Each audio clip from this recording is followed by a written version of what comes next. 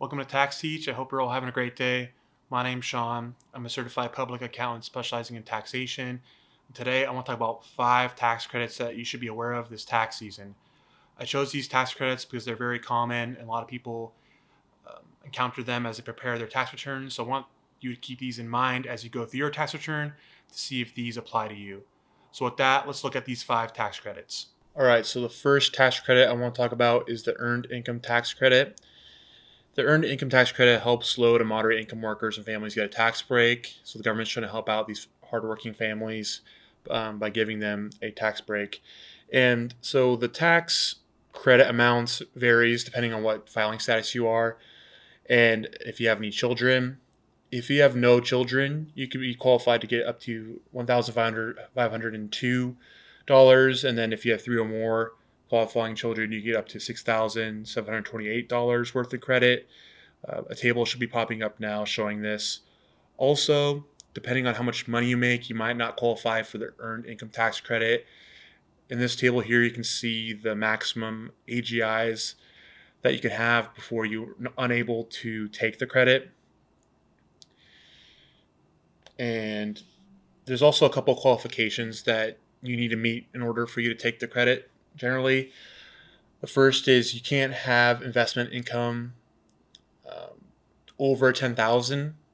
If you have investment income over 10,000, what that kind of tells the government is that you're having enough money to pay for the essential items that you need, like rent, food, gas, and whatnot, and you have enough money left over to invest. And what that tells the government is that you don't really need the credit as much as other taxpayers. And that's kind of the high level reasoning behind the rule of if you have a lot of investment income, that might limit your ability to take the Earned Income Tax Credit. You have to have a valid Social Security number, be a U.S. citizen or a resident alien all year round, and you cannot file Form 22555. This relates to foreign earned income. Just know that if you make amount of foreign earned income, that you might have some limitations in amount of Earned Income Tax Credit you can take. That is a quick overview of the Earned Income Tax Credit, and now let's go on to the next credit. A quick thing to add. On the IRS's website, there is a Earned Income Tax Credit Assistant that helps you determine if you are eligible for the tax credit. It should be popping up now, just showing you where that is. It can be helpful if you're not sure if you qualify for the Earned Income Tax Credit, and it can help cut some time if you're not sure. Just a resource to use if you want to. The next tax credit I want to talk about is the American Opportunity Tax Credit. And what this credit is for is people who are pursuing higher education. And the credit is up to $2,500, and it's the amount of qualified education expenses paid for the year towards your higher education for the first 4 years, which is the typical amount of time it takes, to take a student to go through undergrad. So I think your first 4 years at a qualified university. And there is some income limitations to be able to take this credit. Most students should be able to take this credit, or if they're being claimed as a dependent, which is very common, the parent who is paying the qualified expenses can take the credit. And what the income limitations are to take the credit is if you're making over 80,000, if you're single, then you start to enter a phase out from 80,000 to 90,000, reducing your credit. And if you're married filing jointly, the limit is doubled. So you have 160,000 to 180,000 is the phase out limit. And for the American Opportunity Tax Credit, remember that it is your qualified education expenses, up to 100% of your first $2,000 worth of qualified education expenses. Then for the next $500 worth of credit, it's 25% of the next $2,000 of qualified education expenses. So this is a tax credit that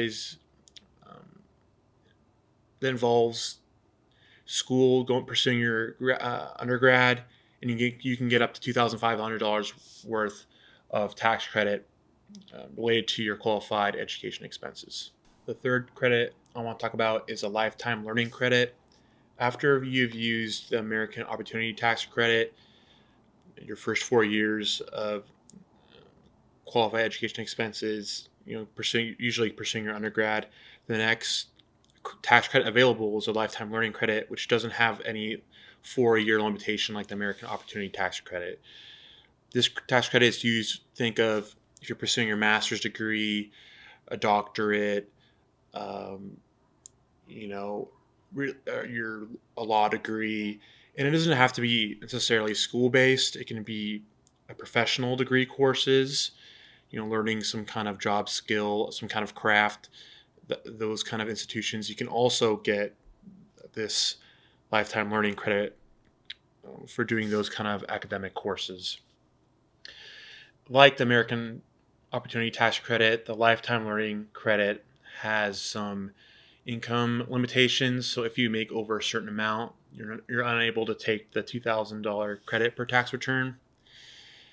And a description should be popping up now of those income limitations.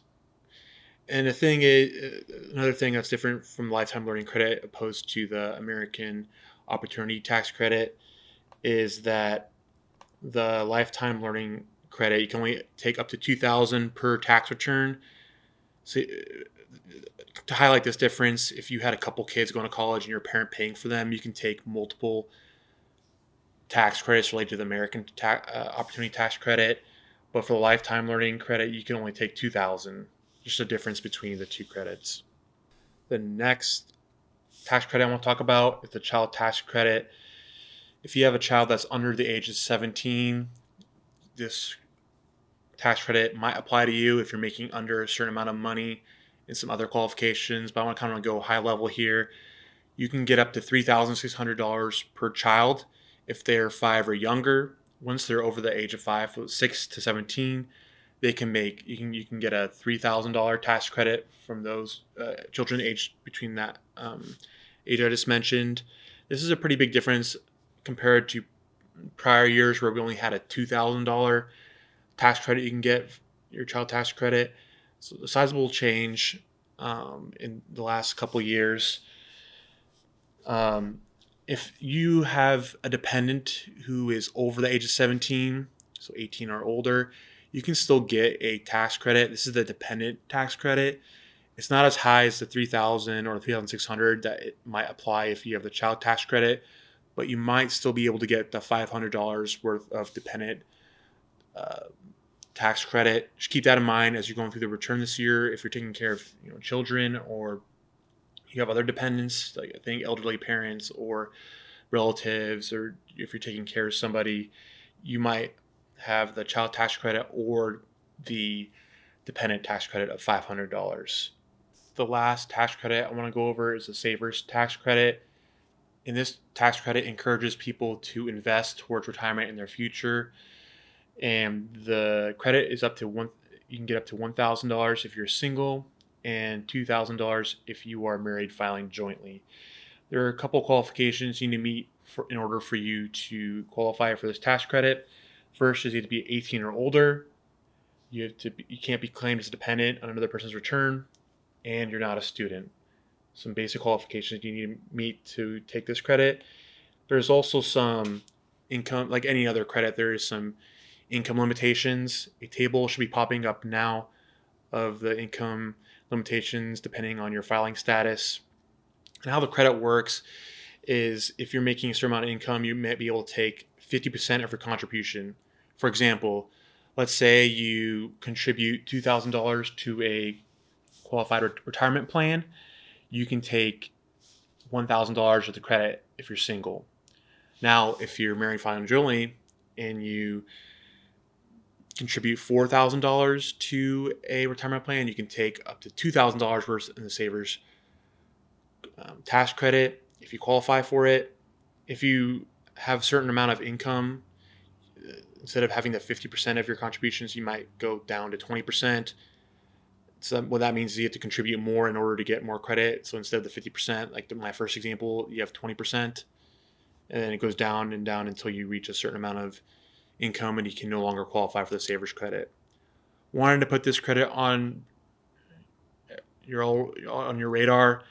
It can be beneficial if you're in low to medium amount of tax bracket and you want to save to retirement. You can also get a tax benefit from doing so. That concludes the video. If you found the video helpful, hit the like button. Lets me know that I'm creating good videos for you all. Also, if you want to watch videos like this in the future, hit the subscribe button. It's free and it keeps you up to date on the videos I create. With that, thank you again for watching, and I'll see you all next video.